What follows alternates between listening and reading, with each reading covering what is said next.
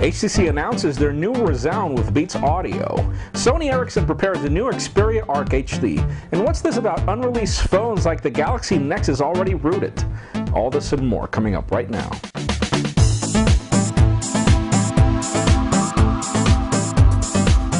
Hello everyone, I'm Jaime Rivera with PocketNow.com and welcome to Android Revolution, the show we go through what's hot and what's not inside the world of Google's Android project. Let's start this week off with what's hot. Alright, so HTC's November 3rd event happened on schedule, and as we rumored last week, they released their new Beats Audio smartphone, though the sad part here is they chose to keep the name Resound and it wasn't just a code name, so yeah, this is the new name of their new smartphone flagship because, first of all, this is the first HTC device to bring a 720p resolution display aside from really great specs, so a lot of really good information is available down in the description where we can show you all the specs, and well, as expected, it comes to Verizon first except for everybody else, so expect it on November 14th for $300 on a 2-year contract. Going through some other releases, Motorola has just announced their new Zoom 2 and Zoom 2 Media Edition tablets. Good specs on each, though the sad part here is our expectations aren't really that high because we're kind of underwhelmed with the Zoom original performance, so we're hoping that Motorola really puts their money where the tablet is this time. And well, AT&T has also announced that they'll be offering their Samsung Galaxy S2 Skyrocket and HTC Vivid devices which bring LTE to AT&T, though remember LTE is really not the big deal right now on AT&T, so we're not really sure you want to pay $300 or $250 respectively for each of these devices, so again, it's going to be your choice. Out of this week's rumors, Sony, which was previously known as Sony Ericsson because they bought the Ericsson part, it's still called Sony Ericsson, just brought new rumors to the table because we are expecting a new Arc HD smartphone as their new flagship smartphone to come up with better specs that compete with HTC and Samsung. So far, they are picking up the pace by upgrading their current flagship smartphones to Gingerbread no matter how old they are, so we are expecting some really good stuff coming in from Sony. We seem to have an interesting note where the Android market will soon be able to accept PayPal as a new payment option.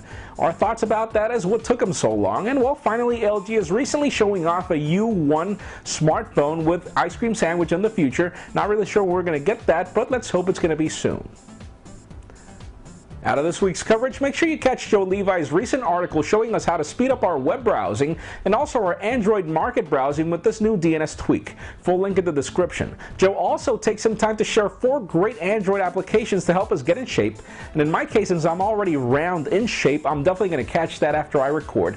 And finally, Joe also caught this Nintendo Duck Hunt port coming to Android, so make sure you catch the link in the description on how to get it because it's cool, but sadly the laser gun won't work, or taser gun, or light gun, or whatever it was called. Heading on over to the dark side, it's interesting to see that Google hasn't released their Galaxy Nexus, and well, HTC has barely announced the Resound, and well, there are rumors already that the devices have already rooted. Now, sadly, we can't confirm that this is true because nobody has the devices yet, so wait for these devices to make it to our PocketNow labs, and we'll definitely confirm if it's available and how to do it.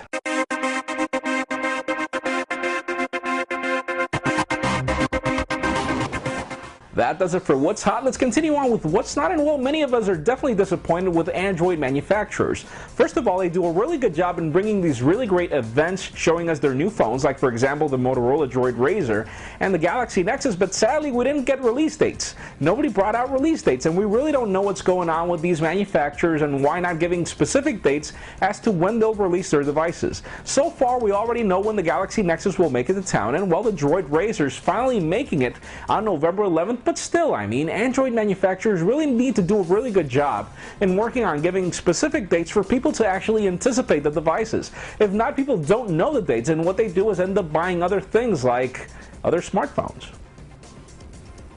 That's it for today's show. Thank you very much for watching. I'm Jaime Rivera. Remember to give us a thumbs up if you like what you saw. That's it for now.